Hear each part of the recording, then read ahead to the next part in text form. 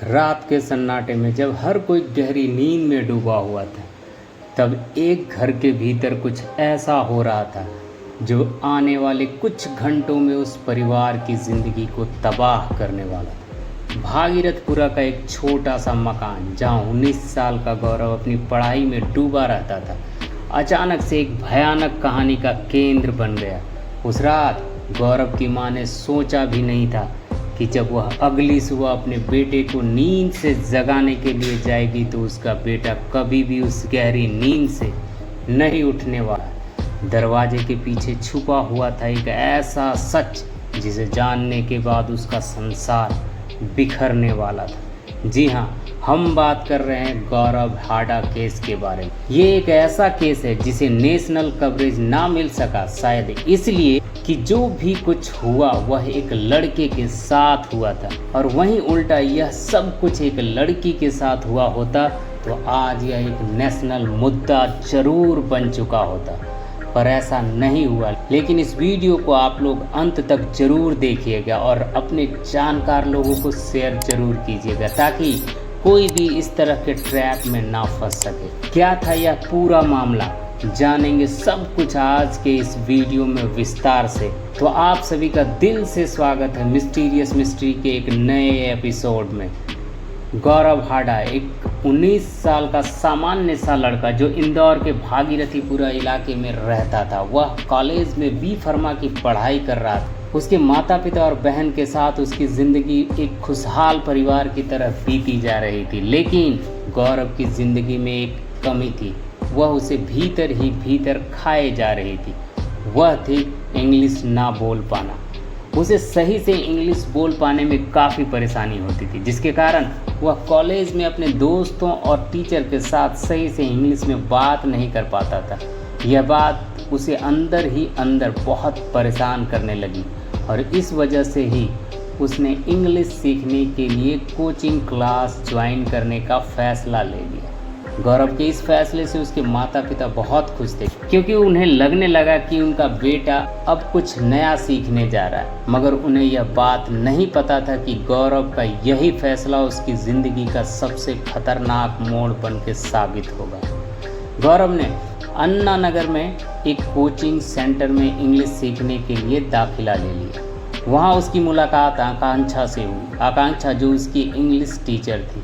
आकांक्षा उम्र में गौरव से कुछ साल छोटी भी थी। वह सिर्फ 16 साल की थी, लेकिन उसकी इंग्लिश बहुत अच्छी थी, और यही वजह थी कि उसके पास कॉलेज के भी स्टूडेंट इंग्लिश सीखने के लिए आया करते थे। अब शुरुआती दौर में तो गौरव और आकांक्षा के बीच सिर्फ टीचर और स्टूडेंट का ही रिश्ता था, लेकिन धीरे धीरे यह रिश्ता दिन ब दिन कुछ और ही रूप लेता जा रहा था।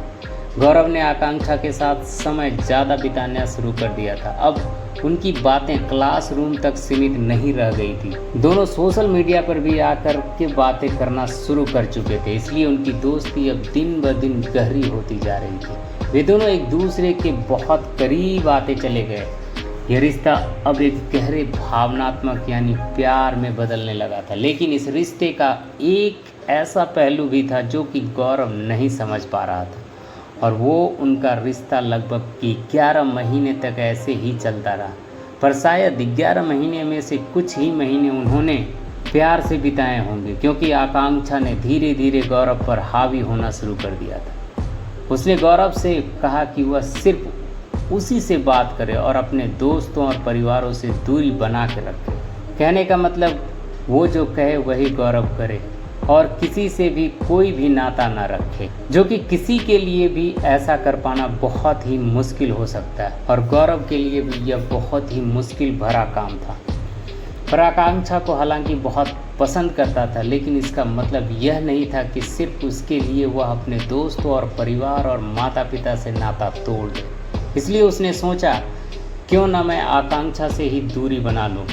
और जब गौरव ने आकांक्षा से दूरी बनाने की कोशिश की तो आकांक्षा का असली रूप यानी कि असली चेहरा अब उसके सामने आने लगा। उसने गौरव से कहा कि अगर उसने उसकी बात नहीं मानी, वह उसे झूठे आरोप में फंसा दे, और अगर उसने उसे छोड़ने का सोचा भी, उसके खिलाफ फेक शारीरिक शोषण का केस दर्ज करवा देगी। गौरव के लिए यह बहुत बड़ी धमकी थी, क्योंकि आकांक्षा सिर्फ 16 साल की थी और गौरव को अच्छे से पता था कि अगर उसने उसके खिलाफ इस तरह से कोई भी आरोप लगा दिया तो वह बहुत बड़ी मुश्किल में फंस सकता है। इसलिए गौरव अब यहाँ पर उलझ कर रह चुका था, लेकिन फिर भी वह उसके बावजूद भी उसने आकांक्षा से दूरी बनाने की हर कोशिश की, लेकिन हर बार आकांक्षा ने उसे और भी फंसाती चली गई। वह अब एक जाल में फंस चुका था जिससे गौरव का बाहर निकल पाना लगभग नामुमकिन हो गया था। गौरव की परेशानी यहीं खत्म नहीं हुई।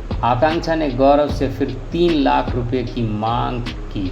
उसने कहा कि अगर वो उसे 3 लाख रुपए नहीं देगा तो वह उसके खिलाफ झूठे आरोप लगाकर उसकी ज़िंदगी बर्बाद कर देंगे। यह सुनकर गौरव के होश उड़ गए।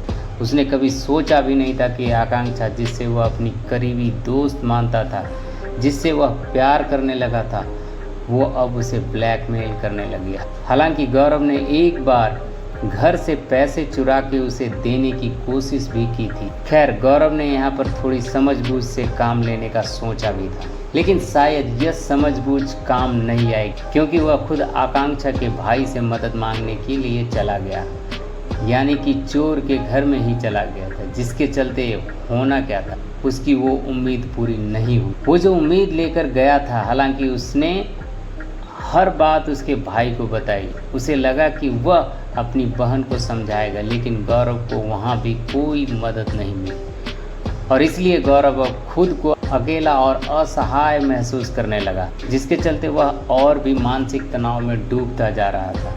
वह हर दिन इस डर के साथ जी रहा था कि कहीं आकांक्षा उसके खिलाफ झूठे आरोप लगाकर उसे फंसा न दे। अब ऐसा भी नहीं है कि यही एकमात्र ऐसा केस हमारे सामने आया है जहां पर एक लड़की को झूठे आरोप में फंसाने की धमकियां देती है, उसे मेंटल टॉर्चर करती है और उसे उस लेवल तक लेकर जाती है कि वह लड़का खुद अपने जीवन के अंतिम चरण तक पहुंच जाता है। बल्कि ऐसे कई मामले होते हैं जो कि हमें आए दिन देखने को मिलते ही रहते हैं। फ़र्क बस यह होता है कि कुछ छप जाते हैं और कुछ छिप जाते हैं। खैर, अब गौरव की परेशानियां बढ़ने लगी तो उसने अपने परिवार को सारी बात बताई, लेकिन तब तक बहुत देर हो चुकी थी। वह दिमागी रूप से काफ़ी टॉर्चर हो चुका था। हालांकि यह बात उसे सबसे पहले ही बता देनी चाहिए थी अपने परिवार वालों को।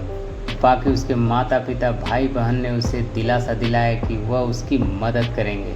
गौरव के पिता ने आकांक्षा और उनकी मां से बात की, लेकिन उनकी कोशिश बेकार रही, क्योंकि सामने से धमकियां ही उन्हें सुनने को मिलती थी। आकांक्षा की मां ने गौरव के पिता से कहा कि अगर वो उन्होंने 3 लाख रुपए उन्हें नहीं दिए तो उनके बेटे के खिलाफ फेक एलिगेशन लगा के केस दर्ज करवा दिया जाएगा। गौरव के परिवार ने पुलिस से मदद की गुहार लगाई, लेकिन पुलिस ने इसे सिर्फ एक घरेलू मामला मानकर टालने की कोशिश की और गौरव के पिता ने कई बार शिकायत दर्ज करवाई, लेकिन हर बार उन्हें निराशा ही हाथ लगी।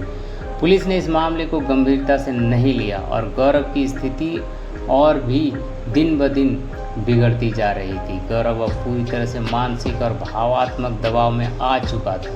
उन्होंने कई बार इस स्थिति से बाहर निकलने की हर कोशिश की, लेकिन बेचारा हर बार नाकाम होता रहा। आकांक्षा और उसकी मां ने उनके खिलाफ पुलिस में शिकायत भी दर्ज करवाई थी। फिर गौरव को और उनके परिवार वालों को थाने बुलाया गया और उससे पूछताछ की गई। हालांकि यह भी जानकारी सामने आई कि पुलिस वालों ने गौरव से कहा था कि 45,000 रुपये दे दिए जाएँ तो मामला सुलझा दिए जाएंगे। अब गौरव ने अपने परिवार वालों से आखिरी बार मुलाकात की।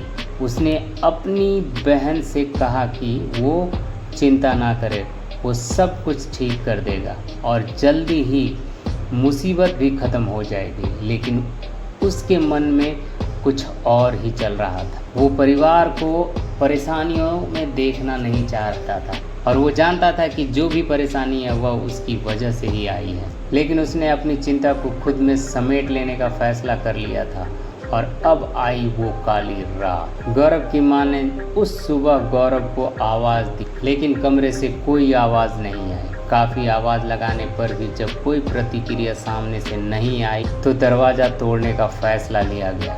दरवाज़ा तोड़कर जब अंदर दाखिल हुए तो जो उन्होंने वहां दृश्य देखा वह उनके लिए ज़िंदगी का सबसे बड़ा झटका साबित हुआ। गौरव फांसी के फंदे से लटकता हुआ पाया गया। उसके माता पिता की यह सब देखकर चीख निकल गई। उसकी दुनिया मानो एक ही पल में बिखर गई। गौरव जो उसके सपनों का एक सहारा था, उनके सामने था तो जरूर, लेकिन मृत पड़ा हुआ था। लेकिन उन्हें अभी भी यह विश्वास नहीं हो रहा था उनके जो बेटा है वो जा चुका है। इसलिए वे उन्हें जल्दी से जल्दी अस्पताल लेकर के जाते हैं तो वहाँ पे डॉक्टर उन्हें फाइनली मृत घोषित कर देते हैं। जिसके बाद गौरव के पिता ने तुरंत पुलिस वालों को फिर से इस मामले की जानकारी दी।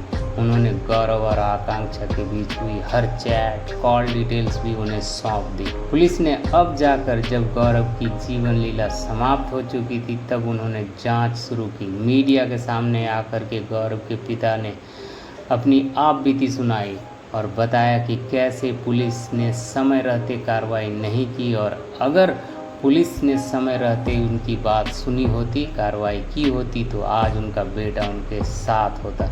समाज में इस घटना को लेकर भारी आक्रोश पनपने लगा। लोगों ने गौरव के परिवार वालों का साथ देना शुरू कर दिया और फिर न्याय की मांग की। पुलिस ने जांच में यह साफ कर दिया कि गौरव की मौत आकांक्षा और उसकी मां की ब्लैकमेलिंग और मानसिक उत्पीड़न का ही नतीजा था। फिर आकांक्षा और उसकी मां को पुलिस ने गिरफ्तार कर लिया और उन सबूतों और गवाहों के आधार पर आकांक्षा और उसकी मां को दोषी पाया गया। आकांक्षा जो अभी उस समय नाबालिग थी, इसलिए उसे जुवेनाइल कोर्ट में भेज दिया गया और उसकी मां को जेल भेज दिया गया। यह गौरव के परिवार के लिए एक बड़ी जीत भले हो सकती है, लेकिन यह जीत उनकी वो खुशी वापस नहीं लेकर आ सकती जो उन्होंने हमेशा के लिए खो दी थी। लेकिन वीडियो को छोड़कर भागने से पहले इन बातों को ध्यान से प्लीज़ सुन लीजिए। इस तरह के ब्लैकमेलिंग और मानसिक उत्पीड़न के जाल से बचने के लिए सबसे महत्वपूर्ण है कि आपको तुरंत किसी करीबी या भरोसेमंद व्यक्ति से अपनी समस्या साझा करनी चाहिए। ऐसी स्थिति में संयम और धैर्य बनाए रखना ही सबसे बड़ा कदम हो सकता है। बाकी इसके अलावे क्या क्या सुझाव हो सकते हैं आप अपने मुताबिक कमेंट में ज़रूर लिखें। तो फिर से मुलाकात होगी आप सभी के साथ एक नए एपिसोड में। तब तक के लिए धन्यवाद।